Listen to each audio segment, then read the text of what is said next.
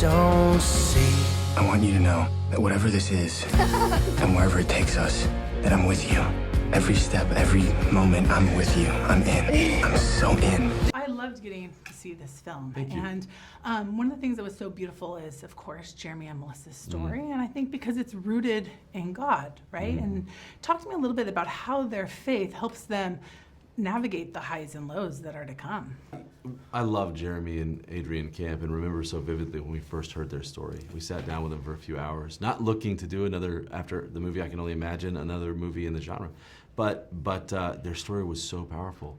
And Jeremy's perspective and his story about his first love, Melissa, was so powerful that we felt like we got to make this movie. And what shined through was their faith. And that faith was not destroyed in the midst of suffering. It was actually refined. And sometimes it's the difficult things we walk through that give us a voice to millions of people. And God comforts us so we can comfort others.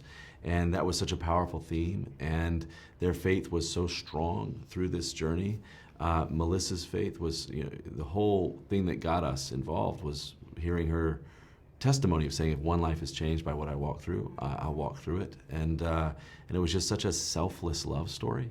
It was such a different love story that we felt like we got to make this movie. Jeremy, when he's having this tough conversation with his father, and he's talking about prayers that he had about his special needs brother, about the family ministry, about the health of Melissa, and it's just not going as he wants it to go, right? So maybe talk a little bit about when you kind of have that crisis of faith, where it's your plan versus God's plan. I think for us, that scene was definitely the heart of the movie.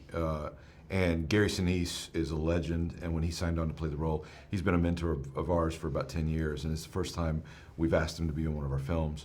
And so that was his very first scene with KJ. And so we threw both of them into the deep end, and Gary just brought this gravity to that situation as he talks about the disappointments in life and how that's where sometimes you find your purpose and your meaning. And I think that it definitely talks through that a lot of times we feel like those hard, painful things like, where is God? And that situation and with him talking was talking about, this is where the beauty of my life comes from. It's from the disappointments. So I think that's really the heart and the message of the film.